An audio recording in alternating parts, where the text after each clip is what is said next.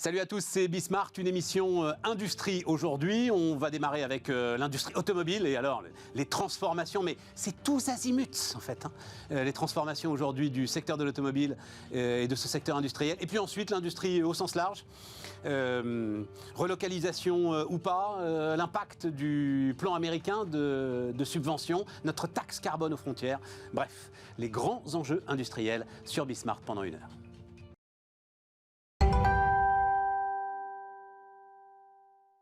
Et donc, bouleversement du secteur automobile avec évidemment Éric Saint-Frison. Salut Éric. Bonjour Stéphane. Consultant automobile. Alors, le premier truc quand même dont on va parler, c'est le marché 2022, puisqu'on a les chiffres. On va voir la courbe là. C'est quand même assez impressionnant. Quand tu dis que, donc en France, les ventes de voitures neuves n'ont jamais été aussi basses depuis 1975. Alors les immatriculations. Ouais, les immatriculations. Les immatriculations n'ont jamais été aussi basses. C'est important de le préciser. Alors, parce qu'à l'inverse, on termine l'année 2022 avec un record en carnet de commandes. Les distributeurs ont en réserve sous le coude, parce qu'ils n'ont pas pu les livrer, parce que les usines n'ont pas pu les produire, plus de 600 000 voitures, environ 610 000 voitures qui sont commandées non livrées. Donc l'année n'a pas été bonne. Mais 610 000 voitures, si tu prends le rythme des immatriculations de l'année dernière, tu as en gros 4 mois et demi de carnet de commandes en réserve. Normalement, tu termines l'année à 1 mois et demi ou 2. Mais tu es presque au-dessus de 2 millions de véhicules vendus, alors si tu en rajoutes 610 000... toujours 200 000, à peu près 2 mois oui, voilà, à la fin de l'année. Ouais, d'accord. Ton marché légitime en termes de performance, il est plus près de 1,7 million ou 1,8 million. Et ça veut dire que le marché 2023 va bénéficier de cette réserve de commandes qui va être déversée dans les immatriculations de cette année et qui va artificiellement gonfler le volume des ventes de cette année. Donc ça veut dire que c'est juste un sujet de fabrication, de pénurie, il n'y a pas une transformation fondamentale de ce marché et des hésitations épouvantables des consommateurs qui ne savent plus quoi acheter, quoi. Alors, il y a certainement une transformation du marché, des hésitations des consommateurs, thermiques, électriques, qu'est-ce que je dois acheter? Je ne sais pas, c'est une évidence. Maintenant, entre la lecture du désastre d'1,5 million plus, 1,6 million et la réalité de la vente des voitures dans les concessions, il y a un fossé. Et ça, personne ne le dit parce qu'on ne mesure dans ce métier que les immatriculations. On ne mesure pas les commandes. À situation exceptionnelle, les experts que je lis dans la grande presse devraient quand même nous expliquer ça. Alors, ils devraient l'expliquer, sauf que comme ils n'ont pas accès à ces chiffres-là, puis qui ne sont pas publics, mais qui sont la synthèse des déclarations des commandes prises par les constructeurs qu'ils s'échangent entre eux, ce ne sont pas des informations qu'ils utilisent. Alors que les IMAT, ce sont des informations qui sont fiables, à 100%. Si tu fais bien ton boulot, t'appelles les 2-3 gars qui savent, Éric Saint-Frison par exemple, et puis tu les as, les infos. Bon, après... Je te les partage, et ces infos sont totalement fiables. Ouais, non, mais j'ai aucun doute. Donc, ça veut dire... oui, c'est ça. Donc, c'est juste un sujet de pénurie, c'est juste un sujet de fabrication. Il y a un sujet parce qu'il y avait aussi un sujet autour des prix, qui, voilà, on en a déjà parlé ensemble. Qui demeure. L'accessibilité à l'automobile va devenir... Mais alors, ça, qui est contourné par l'autre grosse tendance qui m'intéresse beaucoup, alors ça, c'est les Échos qui nous racontaient ça ce matin, c'est la location qui devient la norme. Et donc là, alors, je vais doucement avec le chiffre, mais les formules de location longue durée ont représenté pour la première fois en France plus de la moitié des ventes aux particuliers. 52%, exactement. 52% des ventes de voitures neuves à particuliers sont faites en formule locative. Et ça, c'est une première, c'est une évidence. Et ça, c'est un changement de fond dans la consommation automobile qui va continuer de s'amplifier. Avec quelques réserves que je te préciserai après. Vas-y. Mais la consommation en s'engageant sur une période de location à l'issue de laquelle tu peux choisir de garder ou pas ta voiture, la LOA, la location avec option d'achat, est une formule qui séduit de plus en plus de gens. Après, les sociétés qui sont en LOA ou en LLD à 90% et plus, bien sûr. On est chez les particuliers en train de basculer majoritairement dans cette voie de consommation. Sauf que pour faire de la LOA, ou de la LLD, il faut qu'à terme, il y ait un engagement de valeur de reprise. Et là, ça nous fera une passerelle pour le sujet d'après, qui est la voiture électrique. Tu sais le faire, cette estimation précise de la valeur résiduelle à terme, qu'on appelle la valeur résiduelle d'une voiture, tu ne peux le faire que si tu es sûr que tu ne vas pas te tromper, sinon ton loyer, il est fou. Bien sûr. Et c'est facile sur les voitures thermiques, c'est très compliqué sur les voitures électriques, voire ça s'avère faux extrêmement facilement. Je reviens à la location. Oui, c'est une tendance. Oui, mais ça c'est... Attends, parce que ça, c'est une prise de risque du constructeur. Du constructeur ou du financeur. Oui, ou du financeur. Du banquier. Voilà, ou du banquier. C'est pas une prise de risque du particulier qui, lui, va payer son abonnement et qui basta. décidera à terme d'actionner ou pas son option d'achat, Voilà. et donc de s'approprier la voiture ou de la laisser repartir dans le marché. Exactement. C'est le financeur qui porte le risque, Exactement. ça n'est pas le locataire. Mais je reviens 2 secondes sur cette croissance de la LOA ou du locatif, qui est aussi en train de prendre une part du marché de la voiture d'occasion. Et ça n'existait pas il y a 5 ans dans le VO, la voiture d'occasion. C'est en train de grandir, en particulier dans les voitures jeunes, les voitures qui arrivent sur le marché et qui sont encore éligibles légalement à la location avec option d'achat. Et pour ce faire, il faut que ce soit des véhicules qui sont dans un cycle de TVA porté par une société. Donc, quand la voiture a été louée par l'établissement financier X et qu'elle revient en reprise à terme, ou par un concessionnaire, ou par une société, elle est refinançable en LOA d'occasion. Et on est arrivé à plus de 10% du marché des VO de moins de 2 ans qui sont à aujourd'hui financés en LOA. Et ça, c'est un vrai changement de fond. Je me permets de dire d'ailleurs que c'est une lame de fond qui dépasse l'automobile. Hein. J'en ai déjà parlé ici, c'est l'économie de l'abonnement. C'est rien d'autre que l'économie de l'abonnement. Et l'économie de l'abonnement qui a connu ses démarrages foudroyants avec les télécoms et avec les téléphones portables, est aujourd'hui une lame de fond qui s'étend à l'ensemble, mais vraiment à l'ensemble des secteurs. Donc je trouve ça très intéressant. Donc ça nous amène à la voiture électrique, dis-tu. Allons-y, voiture électrique, parce que, donc, pour toi, difficulté aujourd'hui, au-delà de ce dont tu as déjà beaucoup parlé, c'est un de tes grands combats sur l'idée, essayer de faire un Paris-Toulouse avec une voiture électrique, bonne chance. On peut le faire. On peut le faire, voilà, il faut s'organiser. Voilà, faut y penser avant. Mais derrière, cette question d'évaluer, et alors Tesla ne nous aide pas en faisant sauter les prix dans tous les sens, cette question d'évaluer la voiture, la valeur de la voiture, est aujourd'hui un vrai sujet, c'est un vrai problème, un vrai frein à son développement. Il y a plusieurs freins au développement de la voiture électrique. Tu as parlé de la problématique d'adaptation du véhicule électrique à tous les modes de déplacement. En milieu urbain, il n'y a aucun doute, c'est facile, c'est adapté, ça correspond aux zéro émissions, aux fameuses ZFE, dont j'ai déjà parlé ici, les zones à forte exclusion, dont on va priver les centres-villes. On va priver des citoyens de rentrer dans les centres-villes s'ils n'ont pas les moyens d'acheter une voiture électrique chère. Donc cette problématique-là, elle ne peut se régler qu'en donnant les gens... Mais ZFE, c'est critères 5 et 4. C'est critères 5, 4 aujourd'hui, 3, 4, 5 demain et 2, 3, 4, 5 après-demain. Donc on n'aura plus que les 1 qui rentreront à quelle année, des zones à faible émission d'abord, puis des zones à zéro émission après.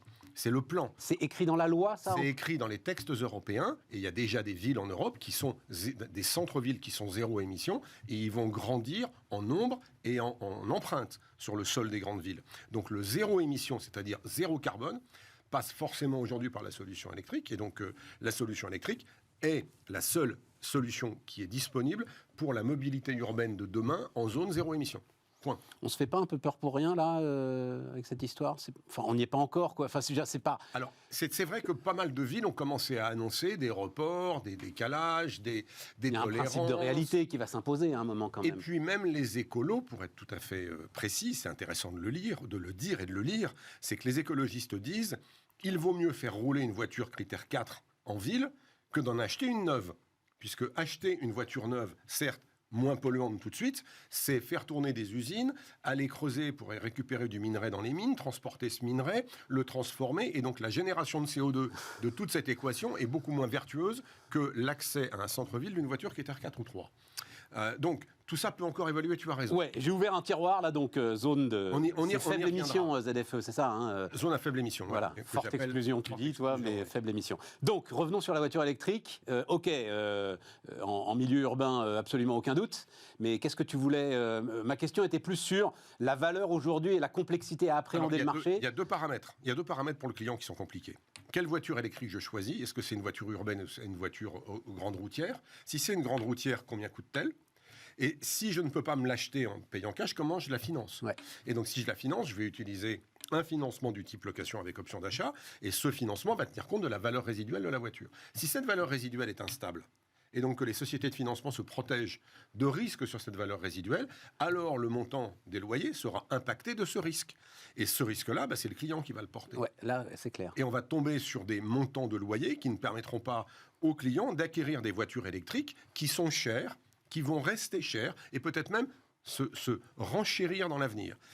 Deuxième paramètre important pour le risque client, c'est la techno. j'achète une voiture avec la techno d'aujourd'hui, quelle est sa durée de vie de cette technologie? Est-ce que les batteries vont devenir plus légères? Est-ce que les batteries vont avoir plus d'autonomie? Est-ce que mes batteries, je pourrais les changer pour une nouvelle génération de batteries? Est-ce que mes batteries ou mon système de chargement correspondra au réseau de chargement de demain? Devrais-je m'abonner à un réseau de chargement autoroutier qui va me coûter un demi-bras pour pouvoir faire 50 Toi, km? quand tu dis tout ça, tu comprends que le marché soit à l'arrêt quand même. Quand tu dis tout ça, tu comprends. Et il ne l'est pas. Tu viens de nous démontrer. Mais j'étais persuadé, moi, que le marché était à l'arrêt à cause de ça. C'est-à-dire, mon Dieu. Il y a un deuxième marché dont on n'a pas parlé, mais c'est super important de le préciser ici, c'est le marché de la voiture d'occasion. Parce que le marché de la voiture neuve a connu une crise dont on a du mal à sortir depuis 3 ans, Covid, post-Covid, composants, matières premières. Le VO a connu une année exceptionnelle en 2022, en 2021, c'était son année record à 6 millions 100 000 voitures, peu ou prou, ce qui est extraordinaire. On vient de 5 millions 5 ans avant. Et on est retombé à 5 millions 2 en 2022. Donc on a fait un bond de 5 ans en arrière. Mais ce qui est intéressant, c'est quand on regarde ce que les gens achètent d'occasion, ils achètent des voitures thermiques, et dans les voitures thermiques, des voitures diesel, principalement, majoritairement. Donc l'achat des consommateurs... On va emmener au bout de sa vie, quoi. Ah oui, puis le parc est en train de vieillir. On a passé les 11 ans d'âge, alors qu'on vient de 9 avant le Covid. Donc le parc vieillit et les gens s'achètent des moyens de mobilité qui correspondent à leurs besoins, pas aux contraintes qu'on leur impose. Et quand Carlos Tavares dit ce matin dans les Échos, tu le précisais, qu'on va vers un problème de relations compliquées industriellement avec la Chine, sur l'aspect automobile, la réponse est oui. On nous annonce pour 2035 18% des ventes de voitures en Europe qui seront d'origine chinoise. 18%. C'était 0%. 0% il y a 1 an, il y a 5 ans. Donc cette extraordinaire croissance va avoir un bénéfice, parce que ça va donner peut-être accès à des voitures un peu moins chères, mais 100% du bénéfice économique sera pour les Chinois, qu'on peut considérer comme des partenaires ou non. Donc, effectivement, alors c'est des prévisions de cabinet de conseil, hein, attention, 18% du marché européen en 2035. Les chiffres que donnaient les Échos ce matin, donc la Chine, malgré ses blocages, attention, c'était une sale année pour la Chine, a dépassé l'Allemagne pour devenir le deuxième exportateur mondial d'automobiles. 3 100 000 véhicules contre 2,6 pour l'Allemagne. Seul le Japon est encore devant. Et pas très très loin devant, mais le Japon est encore devant. Question effectivement à un moment, question d'ailleurs que je poserai à Anaïs ensuite quand on parlera d'industrie, mais je te la pose à toi. Subvention à l'achat soumise à la production locale, c'est-à-dire que les voitures chinoises qui débarquent avec des prix inférieurs de combien? Alors on l'a sur je regardais sur le modèle 3 de Tesla. Il y a 15 000 $ de différence entre le prix chinois et le prix, on va dire, occidental. Voilà. 15 000 $. C'est pas par hasard que Dacia produit sa petite voiture électrique en Chine, qui est une voiture chinoise, rebadgée Dacia. C'est pas accidentel quand on lit que Stellantis est en train de regarder comment produire la concurrente de la petite Dacia en Inde et pas en Europe, parce que tu ne peux pas sortir une voiture à ce prix-là dans nos environnements. Si tu produis avec les conditions de l'industrie européenne. Donc, les bonus écologiques et autres, subventions à l'achat, doivent être réservés aux voitures produites en Europe? Oui, puis je pense qu'il faut que l'Europe, la Commission et le Parlement, qui s'est longuement applaudi le jour où ils ont décidé qu'en 2035, il n'y aurait plus de voitures thermiques, se reposent la question de cette date qui n'est pas intelligente parce qu'elle force le marché à aller dans une direction qui tue l'industrie automobile européenne, qui la tue, et qui va potentiellement nous amener beaucoup plus d'ennuis que de bénéfices. J'étais très surpris, j'ai discuté, j'avais pas conscience de ça, mais Stellantis, eux, ils seront même en avance sur le plan... Donc, tu vois, il n'y a pas... Mais Stellantis dit deux choses. Oui, mais ils seront en avance. Je crois que c'est 2028, il n'y a plus de thermique 2028. Ils seront largement en avance sur le plan. On nous oblige à correspondre au plan, on le fait. Et comme c'est très inerte la production automobile, faut anticiper, donc il faut faire les choses en avance, c'est ce qu'ils font. Et pour autant, ils disent, c'est une erreur. D'aller à 100% dans cette direction, c'est une erreur. Donc tu peux être capable de développer de la techno qui te permet d'y arriver, et de l'autre côté dire, on nous oblige à faire une erreur, on va la faire. Et c'est ce qu'on est en train de faire collectivement.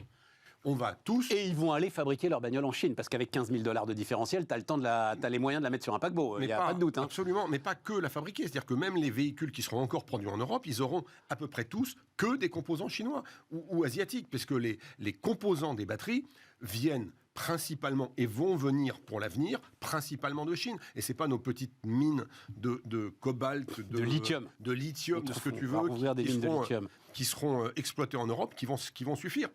À propos, je rappelle que la France possède, je l'ai déjà dit une fois sur ce plateau, je crois, possède d'énormes gisements de minéraux utiles à la production de batteries en Nouvelle-Calédonie. 100% des contrats d'exploitation ont été confiés aux Chinois. Donc même ce qu'on a... Le nickel, tu veux dire ? C'est le nickel en Nouvelle-Calédonie. C'est Eramet qui a signé un énorme contrat avec les Chinois et qui en fait exporte la totalité ou la quasi-totalité de son minerai en Chine.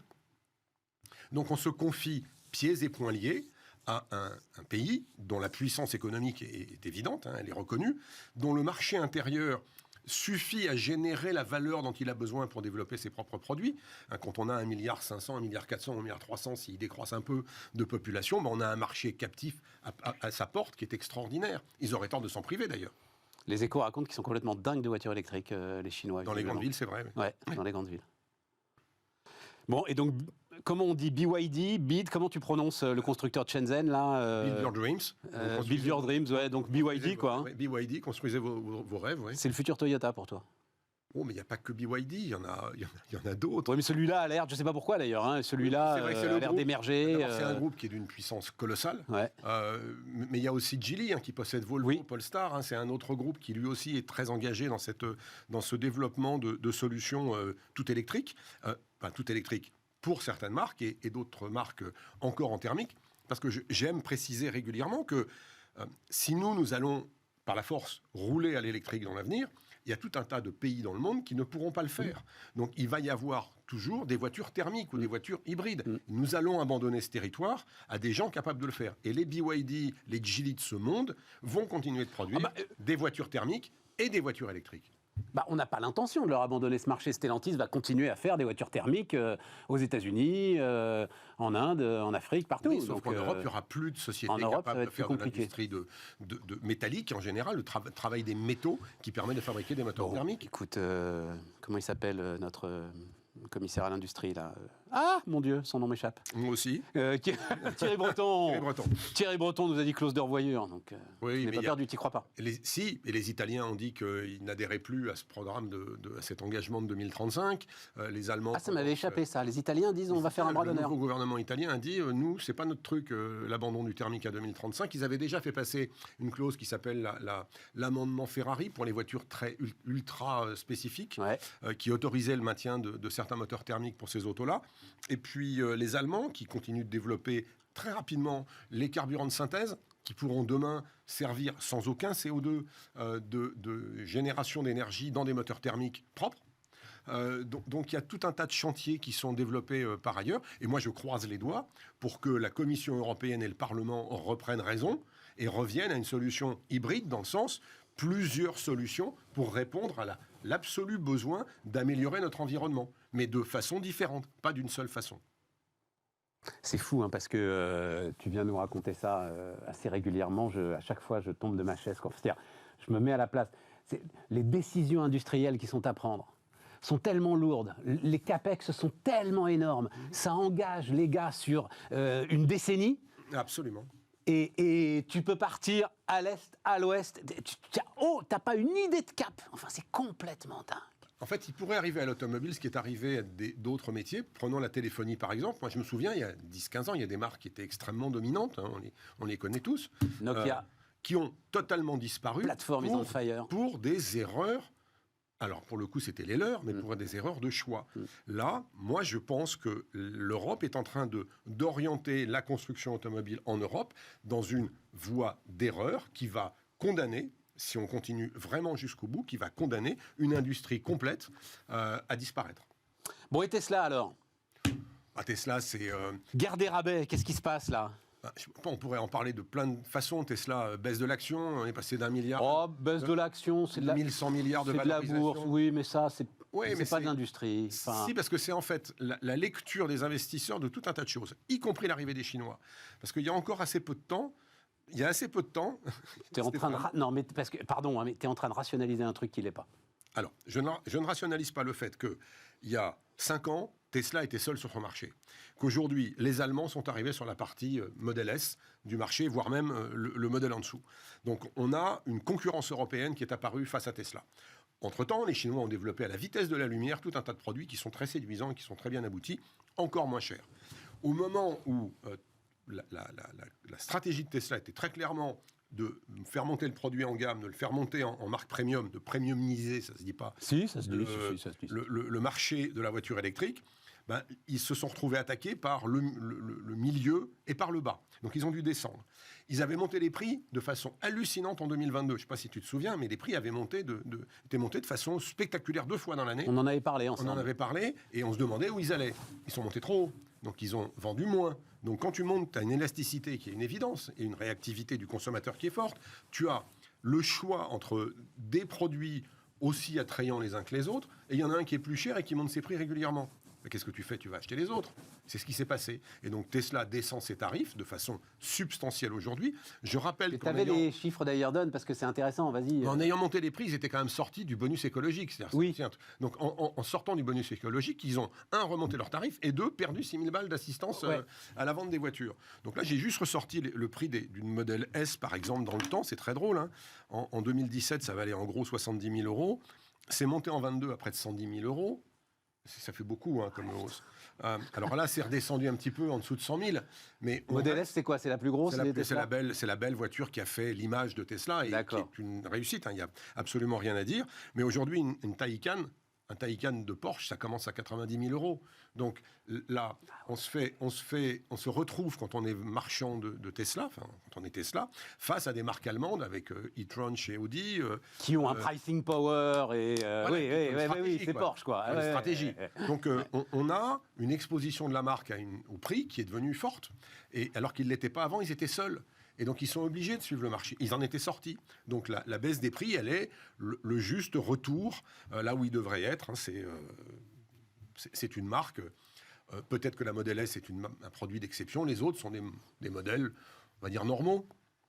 Non, mais enfin, là où je disais que tu rationalisais quelque chose qui n'était pas, c'est que moi, ce qui m'intéresse, c'est peut-être la première fois sur un produit industriel de grande consommation où la personnalité du patron a une telle importance.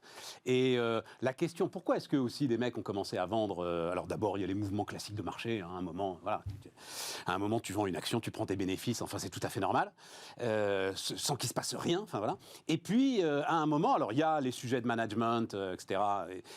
Il passe tellement de temps sur d'autres choses qu'il a plus le temps pour Tesla. C'est quand même un problème quand un constructeur annonce « nous ne sortirons pas de nouveaux modèles ». Ah ben on n'a jamais vu ça. Jamais. Oui, voilà. Jamais. C'est l'inverse de ce que doit faire un constructeur. Et ça, c'est parce qu'il n'a pas le temps, en fait, qu'il ne sort pas de nouveaux modèles. Oui, c'est parce que quand tu veux pas des impasses industrielles. Quand tu veux tout contrôler, les fusées, les réseaux sociaux, un constructeur automobile et sans doute d'autres choses qu'il a derrière, tu peux pas. Et surtout, il s'est mis à dire beaucoup de choses, à beaucoup parler. Et tout à coup, le fait que ce soit cool d'être dans une Tesla parce que Elon Musk était cool, ça devient, tu vois ce que je veux dire, ça devient un petit peu moins cool d'être dans une Tesla parce que l'autre se comporte comme... L'image du Elon Musk, développeur de Tesla. Participe à une aventure de dingue, c'est génial. Puis lanceur de fusée dans un concept absolument génial, c'était très vendeur. Ça l'est un peu moins dans le contexte Twitter. Voilà. On va dire. Voilà. Et toutes ces annonces autour de Twitter. Mais des grands patrons de l'automobile qui ont fait vendre des voitures, il y en a eu d'autres dans le passé. Hein. Henry Ford, André Citroën. Enfin, oui, ça ne nous rajeunit pas. Non, mais je ne les ai pas connus, je te rassure. Mais non, ne me parle pas d'Henry Ford et d'André Citroën. T'es au début de l'automobile. Si, je t'en parle. Mais il y a... c'est un juste retour des choses. Donc les patrons qui ont donné une dynamique, une image à leur entreprise, il y en a eu d'autres. Il n'y en a pas eu pendant très longtemps. Et là, il y en a un. Maintenant, quelle dynamique il va donner au Tesla des années 2020 et après, enfin 23 et après, je ne sais pas. On a fait le tour ? Écoute, il y en aurait encore beaucoup des sujets. Hein, Qu'est-ce qui t'intéresse d'autre ? Ah, c'est pas ce qui m'intéresse. Moi, ce qui est extraordinaire aujourd'hui, c'est de voir comment on va basculer d'un mode d'achat d'automobiles monoculturel en concession à un mode d'achat combiné dans lequel les deux univers, le digital et le physique, vont totalement s'imbriquer. Ça, c'est la volonté des constructeurs, c'est aussi la volonté des distributeurs, et c'est en train de s'accélérer à la vitesse de la lumière. Donc le parcours composite entre je démarre sur Internet, je termine dans un point de livraison, c'est le cas de Tesla. Tesla, qu'on qualifie de marque web, qui fait tout sur le web. Ok, mais il y a un moment, il y a une relation physique, il y a une livraison, une mise en main, une présentation des différents services. Et ben, ce type de commerce automobile va se développer énormément. Il y a alors c'est le cas des Chinois aussi. Tous les Chinois qui arrivent en ce moment, pas tous, une grande partie arrivent avec un modèle qui est absolument similaire à celui-là. C'est-à-dire des flagships, des centres de présentation de voitures qui valorisent la marque. Je pars. Donc en mode centre commercial, quoi. En mode mise en avant de la marque. Tout se fait sur Internet, mais si vous voulez vous rassurer sur la marque, tu veux juste voir la voiture, voir la toucher, parler à quelqu'un. Par contre, il n'y a plus de concessions. Dans le sens tu peux plus l'acheter. Tu peux l'acheter en ligne. Oui, mais pas l'acheter sur le point de vente. Tu l'achètes pas sur le point de vente. Et tout qui, par définition, s'appelle plus un point de vente d'ailleurs. Sur le point d'exposition, voilà. On va dans le dire flagship. Ce que m'avait raconté un jour le patron du flagship Tesla à San Francisco où j'étais, et je lui ai dit mais ça ressemble à une concession quand même ici. Il y a tous les éléments d'une concession automobile. J'étais avec des concessionnaires que j'avais emmenés là-bas, et il m'a répondu non, ça n'est pas une concession, c'est un flagship. C'est une appellation, c'est la même chose. Je comprends. Mais tu ne vends pas la voiture. C'est un centre d'exposition, un lieu de rencontre. Je vais visiter dans pas longtemps le centre NIO, qui est une marque chinoise qui se lance en Europe, dans le nord de l'Europe. J'y pars ce soir. NIO. NIO. NIO. C'est une énorme société financière qui a développé sa marque depuis plusieurs années et qui débarque en Europe avec un système de changement de batterie dans des stations où... Tiens, ça revient, ça. Ça revient, mais eux, ça fait un moment qu'ils travaillent dessus. Le Better Place de Carlos Ghosn, il y a 10 ans. Exactement, NIO, ça fait des années qu'ils bossent dessus, et ils l'ont lancé en Chine, et ils veulent le lancer ailleurs dans le monde. Et donc, NIO est une société qui se distribue par le web, principalement, avec des flagships. Et un flagship NIO, ça vaut la peine d'être vu, parce que c'est un centre de rencontre, c'est une salle de réunion. Tu es client NIO, tu peux venir y travailler. C'est un nouveau concept. Et alors, c'est toutes les marques Stellantis ou c'est juste Peugeot qui a dénoncé l'ensemble des contrats qui les liaient à ces concessionnaires? Alors, autre révolution. Ouais, c'est pas pour faire la même chose. Alors justement, je te demandais juste, est-ce que c'est pour faire la même chose? C'est-à-dire pour dire, désolé les gars, on va faire sans vous, ou en tout cas, on change le modèle? Ou est-ce que c'est encore un des autres aspects de ce qui est en train de se passer? Alors, en fait, on est dans une révolution ou une transformation multiple du monde automobile qui va jusqu'au modèle de la distribution. Et c'est vrai que les exemples des marques comme Tesla qui ont perturbé le marché avec des nouveaux modèles de distribution ont généré de l'inspiration chez des constructeurs. Et les constructeurs qui étaient en Europe obligés de respecter une réglementation qui s'appelle le block exemption ont vu ce block exemption évoluer au fil des années et ont aujourd'hui la liberté de modifier en 2023 le contrat de leurs partenaires. Certains constructeurs ont décidé de rompre ce contrat de façon assez brutale et de le transformer en contrat d'agent commercial. Certes, c'est assez compliqué, donc je n'entrerai pas dans le détail. Ouais, merci. Certains groupes l'ont fait de façon brutale, on dirait, de leur perspective sans s'interroger ou sans interroger leurs partenaires. D'autres ont interrogé leurs partenaires et d'autres ont décidé de garder le contrat tel qu'il était jusqu'à maintenant. Donc on se retrouve avec une distribution automobile chez les ex-concessionnaires qui va être de différents formats selon les marques. C'est-à-dire que je suis distributeur Stellantis, je suis Peugeot, je serai peut-être agent commercial Peugeot, je suis... Attends, juste moi, ce qui m'intéresse, entre agent commercial et concessionnaire, le gars... La différence, c'est que je ne porte pas le stock, si je suis agent. Ouais. Je n'ai pas d'obligation aussi forte d'investissement sur la marque. Et le constructeur peut vendre en direct en me demandant de livrer la voiture. Je deviens un peu agent général pour les assurances, par exemple. C'est ce type de contrat. C'est ce type de contrat, voilà. Donc, et ils sont contents de ça ou pas? Puisque tu les connais bien, les concessionnaires. Alors, ça leur plaît ou pas comme nouveau modèle? Ça dépend de la nature du contrat d'agent, et c'est pour ça que je n'entrerai pas dans le détail. Certains groupes ont décidé des contrats d'agent qui sont assez contraignants, qui ne plaisent pas aux distributeurs. D'accord. D'autres groupes ont choisi des contrats d'agent qui sont plutôt intelligents et qu'ils ont discuté et validé avec leur réseau, et ça se passe plutôt bien.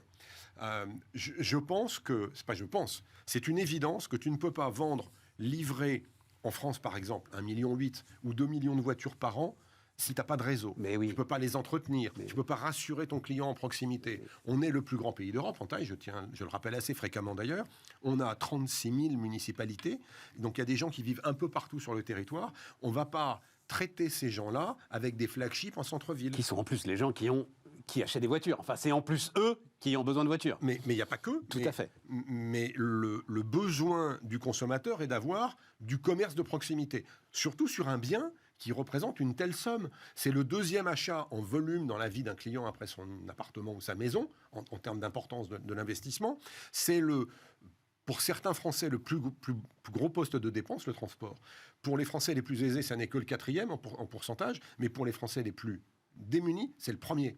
Plus que la nourriture et le logement.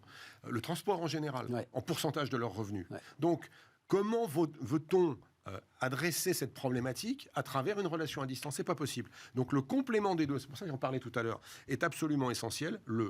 L'imbrication de la vente potentielle en ligne, on peut commencer sa vente en ligne, mais la terminer, faire un essai, faire entretenir sa voiture dans un point de vente ou d'après-vente est absolument vital. Et c'est le challenge de la transformation actuelle. C'est pas qu'on change l'énergie, c'est pas qu'on change l'accès dans les villes, c'est pas qu'on change la distribution, c'est qu'on change tout en même temps. Mais c'est complètement dingue. C'est qu'on change tout en même temps. Tout en même temps. Il n'y a pas un pan de l'univers automobile qui n'est pas en mutation. Pas un. J'ai pas parlé d'aide à la conduite, de voitures autonomes, tout ça c'est du fantasme encore. Mais c'est pas tant du fantasme que ça quand on voit la quantité de matériel d'aide à la conduite qui est maintenant installé dans toutes les voitures. Ouais, mais j'ai l'impression qu'on est sur une forme de stabilisation là, c'est-à-dire stabilisation à haut niveau. Hein. C'est ces fameux 5 degrés là. Les 5 niveaux, mais et tout le monde sait qu'on n'ira pas au 4. Voilà, c'est ça, et qu'on s'arrête là, et que c'est très bien, qu'il y a tout le monde, non ? Elon Musk, notre ami Elon, dont on parlait tout à l'heure, avait quand même déjà annoncé dans les toutes nouvelles Tesla Model S récemment lancées l'option full autonomie, que certains ont testé aux États-Unis en terminant là où il ne fallait pas. Mais c'est la voiture autonome, elle est réellement. Non, je coupe parce que j'y pense. Il faut que vous alliez voir ça. Il s'est fait de la pub avec un gars qui visiblement essayait de se suicider en assassinant toute sa famille. Tu as suivi cette affaire et il tombe d'une falaise qui est une falaise visiblement assez connue aux États-Unis. Et il arrive en bas et la bagnole résiste en fait. Ah oui, la voiture résiste. Ouais. Et la police dit qu'en fait il a essayé d'assassiner tout le monde et qu'il s'est raté quoi. Il s'est raté, c'est affreux. Non, c'est bien. La voiture a résisté. C'est affreux de vouloir assassiner sa famille. Ah oui, c'est ça ne se commande pas, ça. Vous coupez ça. Et alors, donc, on en était où dans ces histoires-là ? Oui, non, c'était la voiture autonome. Ouais. Donc, la voiture autonome, certes, on n'ira pas sur la voiture autonome demain matin parce qu'elle pose des tas de problèmes légaux, par exemple. C'est qui est responsable en cas d'accident. Non, mais c'est après tout ce que tu viens de décrire depuis une demi-heure. On comprend bien qu'à un moment, les constructeurs doivent se dire... Il y a un endroit quand même où on va laisser un peu de côté le truc, quoi. C'est pas possible de tout faire en même temps. Tout faire en même temps et de rajouter du prix dans la voiture. C'est-à-dire que ça, c'est que du coût. Et parce que j'ai oublié de préciser tout à l'heure que nos amis européens avaient quand même inventé un autre truc qui est pas mal en termes de prix, c'est la fameuse norme Euro 7. On était en norme Euro 6 jusqu'à maintenant, qui est une norme très contraignante sur les émissions de gaz, que ce soit les NOx ou les le CO2, hein, l'ensemble des particules, l'ensemble des polluants de la voiture, qui ont déjà été réduits dans des proportions phénoménales en 10 ans, était presque réglé comme problème, sauf que les Européens nous ont inventé la norme Euro 7, qui va rajouter de la contrainte. En parallèle d'ailleurs de finalement l'interdiction de tout le reste, quoi. En plus pour aller jusqu'à 2035. En plus pour aller pour quelques années à peine, quoi. Ouais, by the way, on va compliquer encore un peu plus la vie. Donc la norme Euro 7 va rajouter du coût dans la voiture. Et ça va avoir un impact sur les consommations de voitures neuves, comme on l'a vu tout à l'heure. Ça va renchérir la voiture, ça va faciliter le locatif, parce que je ne pourrai plus acheter, donc il va falloir que je consomme. Ouais. La voiture as a service, le car as a service. Absolument. Mobility as a service. Absolument. Et la voiture d'occasion qui va continuer de se vendre. C'est-à-dire que j'aurai une vieille voiture aujourd'hui, je la garderai, c'est une certitude. Enfin, j'en ai une vieille d'ailleurs, aussi. Moi aussi. Je sais, une Opel. Ah non. Ah, t'as plus d'Opel, elle n'a pas passé l'hiver, celle-là. Ah bah celle-là a été sortie du marché. D'accord. Voilà. Écoute, les vieilles voitures, à mon avis, ont une très belle vie devant elles. C'est une absolue certitude. Bon, bah là, on a fait le tour. Là, c'est complètement dingue. Complètement dingue. Non, et effectivement, ce qui va nous amener d'ailleurs à notre discussion suivante sur l'industrie. Et effectivement, le plus préoccupant là-dedans, c'est que il n'est pas du tout sûr, enfin, toi, ta conviction même, c'est que l'ensemble de ces choix, l'ensemble de ces turbulences, l'ensemble de ces tourbillons vont nous amener en plus à affaiblir le tissu industriel de construction automobile en Europe. C'est déjà fait. C'est déjà fait. C'est déjà oui, fait. mais... Les fonderies qui vont fermer parce oui, que... mais les fonderies, si elles étaient remplacées par... Mais tu transformes pas un fondeur, une équipe... Non, mais ça Eric, c'est terrible à dire, pardon, mais la transition, elle est dure pour ceux qui sont dans la transition. Voilà. Ça, oui. Tu peux pas faire autrement. Oui. À un moment, le maréchal Ferrand, il n'y avait plus de chevaux, il a fallu qu'il s'arrête. Mais voilà. Si tu inscris ta transition sur une période suffisamment longue, tu as le temps d'organiser la sortie des premiers et l'arrivée, la formation des seconds. Pas la transformation d'un fondeur en électronique. Non, ce qu'il faut, c'est que... alors, c'est pas forcément le même, mais ce qu'il faut, c'est que tu aies à peu près la même masse de production. C'est ça, le sujet. Et visiblement, non. Mais sur la transformation cheval-voiture, parce que tu as pris cet exemple, c'est quand même utile de rappeler que les châssis de voitures étaient fabriqués par des charrons qui fabriquaient des charrettes et des calèches, parce que c'était la même façon de fabriquer quelque chose, avec une largeur, avec des longerons, en bois au début, avec des traverses. Bon. Des suspensions. Henry Ford est arrivé à un moment et a dit finissons avec cette fameuse phrase. Si j'avais écouté mes clients, j'aurais fait un cheval qui galope plus vite. Absolument. Voilà, magnifique. Ce que Steve Jobs avait dit aussi, si vous demandez au client ce qu'il veut, le temps de le faire, il voudra autre chose. Merci Eric. Merci à toi. Eric Saint-Frison donc qui nous accompagnait et on continue notre discussion industrielle.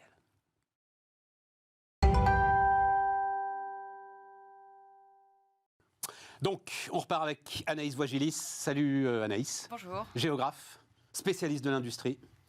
La première, Anaïs, à m'avoir expliqué, et c'était il y a un petit moment en plus, donc ça veut dire que cette histoire... Non, parce qu'on va en reparler, mais ça veut dire que c'est exactement ce dont on parlait aussi avec l'automobile, avec Eric, c'est-à-dire qu'il y a quand même des machineries lourdes dans nos institutions européennes qui vont dans le mur, même quand on leur décrit le mur un an et demi avant, on leur dit voilà le mur.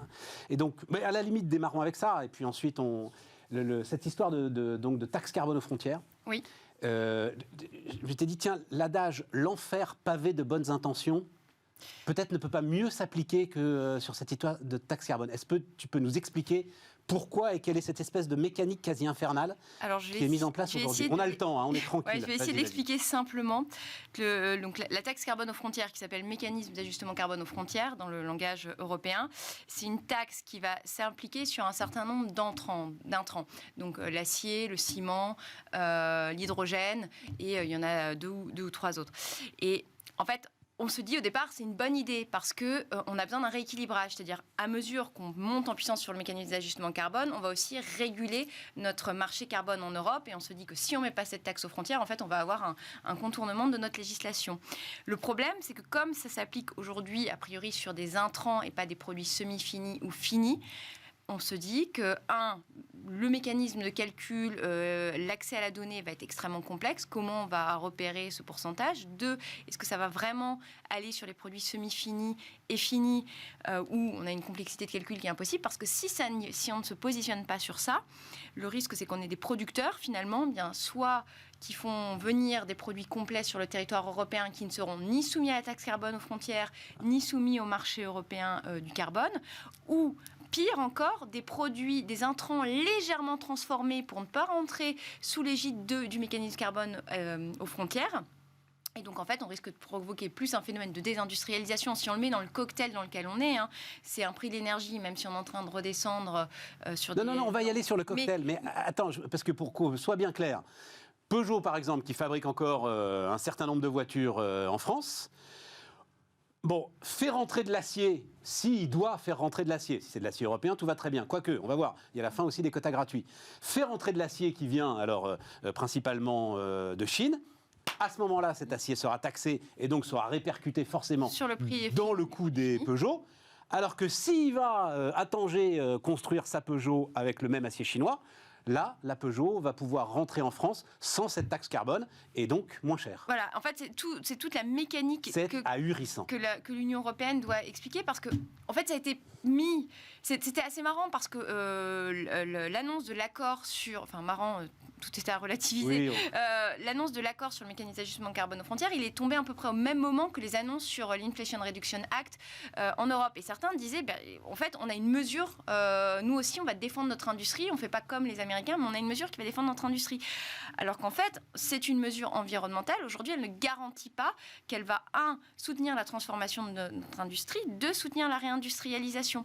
Donc, on est sur quelque chose qui est potentiellement dangereux quand en plus on va mettre en place des aides pour encourager le développement des énergies renouvelables et où on a besoin de structurer nos filières européennes. Donc on ne peut pas, on ne peut pas tout avoir. Il faut qu'on fasse des choix.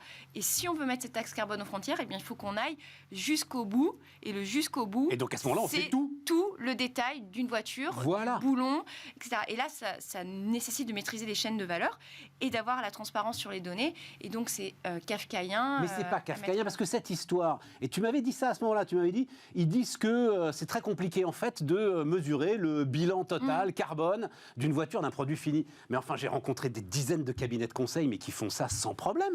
Je travaille aujourd'hui avec des multinationales qui, dans leur rapport maintenant, y compris d'ailleurs rapport financier, intègrent des éléments qui sont des éléments objectifs de coût du carbone et dans la construction de leurs produits finis. Alors, ce qui est en train de sortir aussi, c'est qu'on a certains bilans carbone qui, en fait, ne seraient pas si justes que ça.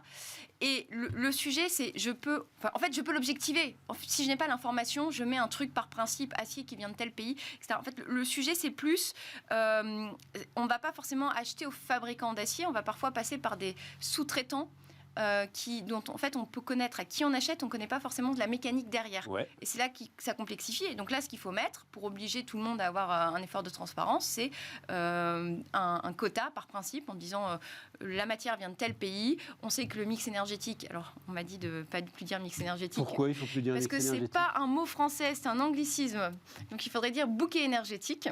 Anaïs, il faut choisir ses combats. Oui, exactement. Donc pour l'instant, on va essayer de relocaliser un petit peu là, puis ensuite on s'occupera des anglicismes. Sur le mix énergétique, on connaît le mix énergétique de ces pays, donc on peut appliquer des quotas a priori, enfin des mesures a priori. Absolument.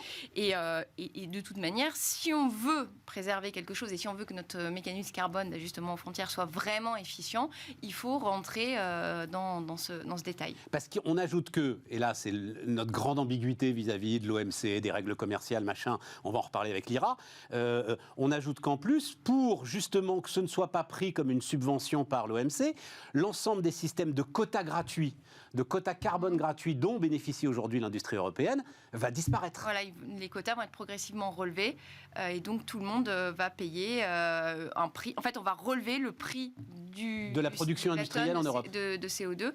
Et en fait, ça a du sens si on relève le prix des produits entrants. Mais si ce n'est pas le cas, ça va être contre-productif. Ça a du sens si on dit qu'on doit rester dans les règles de l'OMC.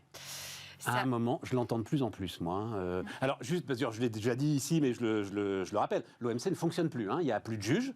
Il n'y a plus de juges sur l'agriculture. Enfin, il n'y a plus de président sur la commission agriculture. Il n'y a plus de président sur la commission de la pêche. Et il n'y a plus de tribunal d'appel, puisque les Américains refusent de nommer des juges au tribunal d'appel.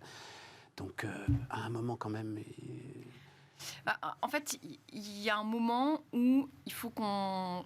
C'est toute la complexité de l'Union européenne. C'est beaucoup plus simple d'assumer une position contraire à l'OMC quand on est la Chine ou les États-Unis que quand on est 27 avec des divergences. Même si les divergences tendent à se réduire, notamment au regard de la situation commerciale de l'Allemagne.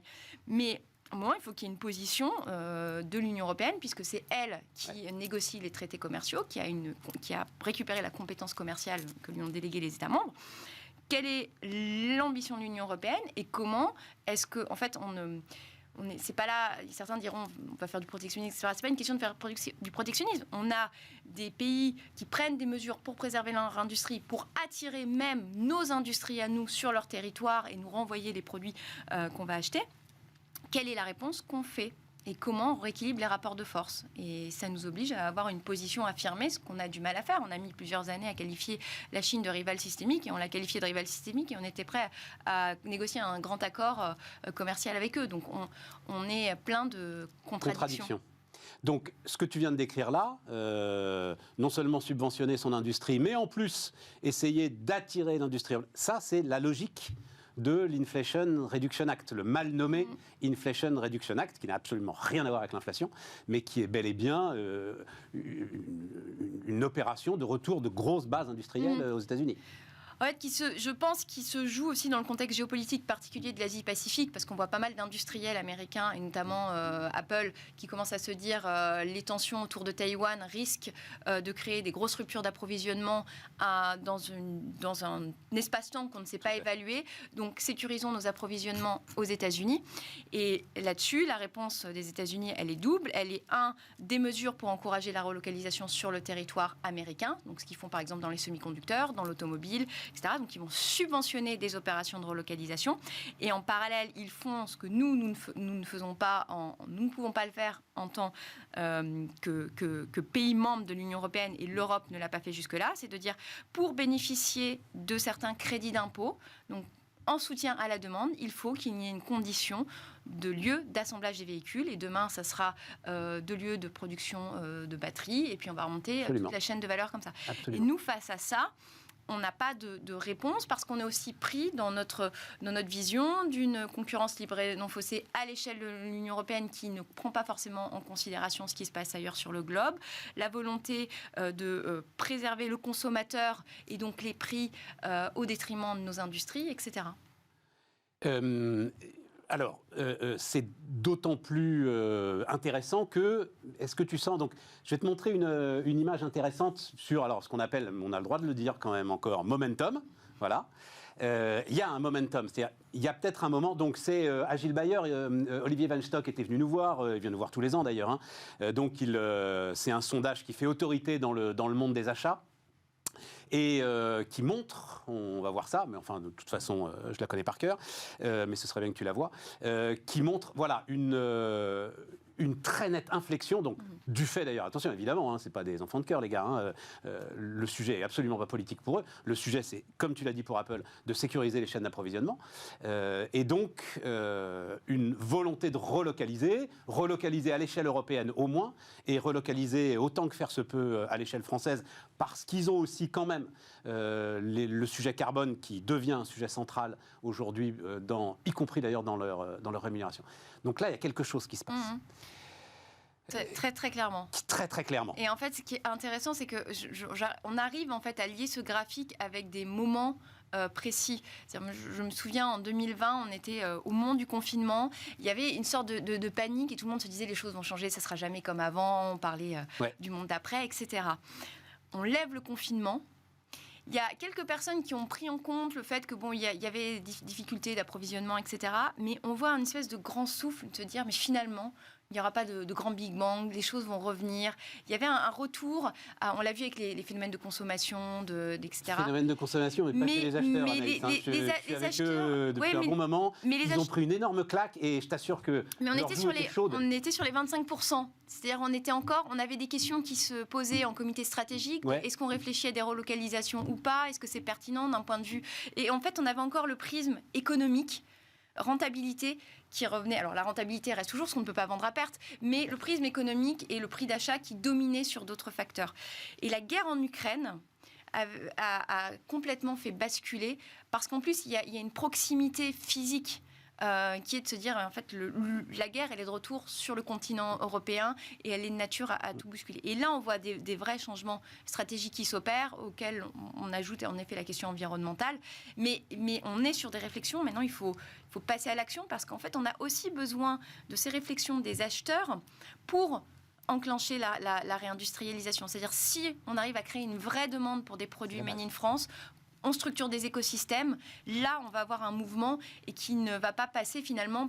Aujourd'hui, la réindustrialisation, elle est encore beaucoup conditionnée au montant d'aide publique qu'on va mettre pour investir dans de nouvelles machines. Restons sur les acheteurs. Je suis tout à fait d'accord avec toi, c'est la base. Et d'autant que l'autre grande leçon du Covid, c'est ceux qui ont été servis, ceux qui n'ont pas été servis, quand il y a eu les pénuries. Ceux qui ont été servis, c'est ceux qui comptaient pour leurs fournisseurs, c'est ceux qui avaient des relations de long terme, c'est ceux qui avaient jamais triché sur les contrats. Oui, qui avaient des volumes, mais pas seulement. Pas seulement. L'industrie automobile avait des volumes. Mais l'industrie automobile avait tellement maltraité certains de ses fournisseurs qu'ils en ont profité pour leur faire un bras d'honneur. Là-dessus, il n'y a eu aucun doute. Et donc, ça va dans les deux sens. Il y a volonté de relocaliser et il y a volonté de s'inscrire dans le temps avec un certain nombre de fournisseurs. Donc il doit pouvoir se passer quelque chose. Et c'est clé parce que, notamment chez les donneurs d'ordre qui ont la capacité de donner du volume, ou en tout cas qui ont une visibilité aussi sur leur marché, c'est ce qui va créer la confiance et donner envie à leurs sous-traitants d'investir et donc de vraiment réenclencher cette dynamique. Après, il y a le pas que doivent faire les acheteurs. Et les conditions de traitement, quand est-ce qu'on paie bien ses fournisseurs à 30 jours, pas en dehors des règles de la loi LME. Et puis, il y a le pas que les fournisseurs français doivent faire aussi vers leurs clients. Qu'est-ce qui manque là ? Qu'est-ce qui manque pour que ce qu'on a vu là se traduise dans un... Il manque parfois une capacité à être réactif, la capacité à sortir... connaissance du tissu industriel. C'est-à-dire on a énormément de sous-traitants, mais qui sont des petits sous-traitants et qui ne sont pas forcément très connus des grands donneurs d'ordre où voilà, tout le monde n'a pas son site internet, tout n'est pas clair. Donc il y a connaissance de l'écosystème français et de la capacité à y répondre. Oui, mais ça, attends Anaïs, garde ton 2. Ça, comme tu le dis, moi je retiens ta phrase, tout le monde n'a pas son site internet. 99% des entreprises sont fibrées, il y en a la moitié des chefs d'entreprise qui disent à quoi ça sert que je prenne la fibre. Donc là, c'est à eux de se bouger quand même, les industriels, on est d'accord, c'est ça, c'est à eux de se faire connaître et de faire. C'est pour ça que je te dis que le chemin, il est des deux côtés en fait. C'est pas que les acheteurs qui doivent faire évoluer leur politique d'achat, c'est aussi la capacité des sous-traitants français à répondre à cette évolution de la demande. Il y a un sujet, à mon avis, alors, professionnalisation, c'est pas le bon mot, mais être capable d'être vraiment dans des standards industriels peut-être parfois plus élevés. On a des gens qui ont des savoir-faire et des compétences extraordinaires, mais la capacité à rentrer dans une logique industrielle, à traiter des volumes importants, n'est parfois pas toujours évidente. Il y a l'accueil aussi. C'est parfois plus facile d'aller trouver une pièce, un sous-traitant à l'autre bout du monde et d'aller rencontrer son sous-traitant chinois que de venir rencontrer le sous-traitant français qui ne fait pas toujours la démarche de bien accueillir un nouveau client, etc. Donc il y a une culture. Alors là, je dis de manière générale, il y a des gens qui diront, moi je ne veux pas comme... Mais je comprends, mais il y a j'ai encore entendu très récemment, on est en 2022, des acheteurs... des directions achats, dire je n'irai pas vers les sous-traitants français, je préfère aller vers des sous-traitants allemands ou italiens parce qu'ils sont beaucoup plus carrés que ne le sont les sous-traitants français. Et en même temps, comme certains ont été un peu égorgés par les prix toujours plus bas, etc., ils n'ont pas pu investir dans l'outil industriel, ils ne sont pas toujours diversifiés. Le plan de relance a changé un petit peu quelque chose ou pas quand même, là, les 100 milliards ? Parce que moi, j'ai eu des échos, on en avait parlé ensemble d'ailleurs, qu'il se passait quelque chose quand même. Un des points forts du plan de relance, et je pense que c'est le plus grand apport du plan de relance, c'est que beaucoup d'industriels, y compris des petits industriels, des TPE, s'en sont saisis pour aller investir dans de nouveaux outils, donc pour être capable de répondre aux évolutions de marché, pour faire évoluer leurs produits, pour améliorer leur productivité. On s'est vraiment saisi de cette opportunité pour améliorer et moderniser le tissu productif français. Alors, il y a encore beaucoup de choses à faire et je pense que ça va s'accélérer à mesure qu'il y aura une confiance qui va se recréer avec les acheteurs, une visibilité sur les volumes. Et donc, c'est un mouvement qui s'engage et qui doit se tenir dans le temps. Donc, c'est aussi s'assurer que les 40% qu'on voit soient toujours 40% l'année prochaine, etc. Que ce mouvement s'intensifie et ne soit pas juste une option. Moi, j'ai vraiment l'impression. Oui, non mais je pense... Encore une fois, je discute avec beaucoup d'entre eux. On est à un tournant. Et en fait, c'est le tournant. Exactement. Si il y a un tournant, donc aussi des évolutions stratégiques, si on arrive à s'en saisir au bon moment, on est sur après des engagements qui vont durer plusieurs années. C'est-à-dire quand on se repositionne, on ne va pas rechanger 2 ans après. Le Conseil national des achats, par exemple, aujourd'hui, je dois te dire qu'il y a 2 ans, j'y croyais pas un instant.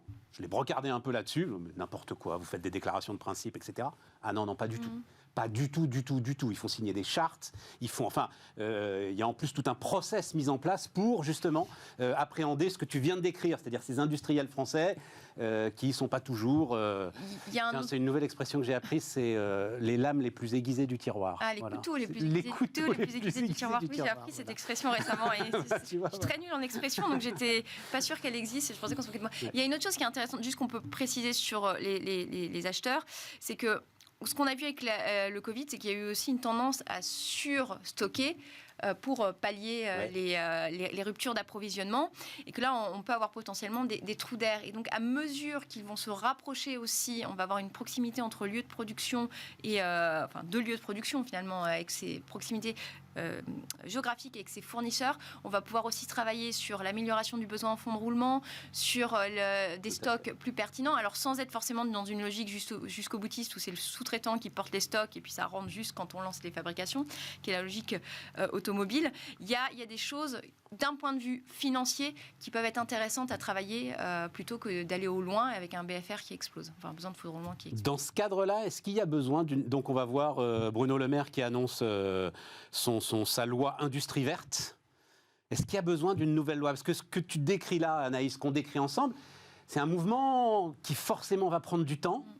Est-ce qu'il faut aller encore y mettre des textes, des réglementaires? Donc c'est loi industrie verte. D'ailleurs, tu as écrit sur Twitter qu'il y avait énormément de questions quand même, qui vont, à mon avis, encore plus complexifier, non, l'équation de ce redécollage industriel? Oui, surtout que dans la loi, pour le moment, dans les premières déclarations qu'il a fait dans le cadre de ses vœux, il n'y a absolument rien de révolutionnaire. C'est-à-dire faire encore de la simplification réglementaire, c'est des choses qui méritent d'être posées sur la table, mais on n'est pas sur un grand Big Bang. Il faut qu'on attend en fait une définition de ce qu'est une industrie verte, pourquoi on veut le faire, qu'est-ce qu'on met derrière. Il a pris comme exemple une boîte que tu connais visiblement dans les Ardennes, Anon System dans les Ardennes. Alors qui est une boîte assez extraordinaire parce qu'en fait au départ le site, alors c'est un groupe Anon System, mais le site de Charleville-Mézières devait être fermé. Puisqu'il y avait la conversion du thermique à l'électrique, et puis forcément les volumes, ils font les systèmes de refroidissement pour les véhicules. Et le directeur actuel du site a vraiment étudié quelles étaient les conversions possibles pour maintenir ce site en vie. Et notamment, là, ils ont fait un travail d'investissement assez incroyable dans une unité qui produit des pièces de refroidissement pour le bloc batterie. Donc c'est un très beau site, mais là on est sur finalement l'accompagnement d'une industrie extrêmement classique qui est l'industrie automobile dans sa conversion vers l'électrique. Et finalement on est dans ce que je pense beaucoup de gens regrettent aujourd'hui, c'est de se dire on a fait le choix à 100% de cette technologie qui est l'électrique sans forcément reposer une question plus large qui est la question de la mobilité en France. Je pense qu'on n'est pas obligé de se concentrer que sur l'automobile, on doit avoir une vision un peu plus systémique. 2, qui est d'abandonner éventuellement la recherche sur d'autres alternatives technologiques, les biocarburants, le véhicule à 1 litre au 100, etc., et sur lequel on était peut-être mieux équipé dans notre histoire industrielle que sur la conversion à l'électrique. Mais toujours est-il qu'il faut qu'on ait une définition de ce qu'est l'industrie verte, de ce qu'on veut financer. Et on en revient toujours à la même question, en fait. C'est on veut réindustrialiser, mais quelle industrie, pourquoi faire, comment? Et c'est ces débats qu'on ne pose pas. L'industrie verte...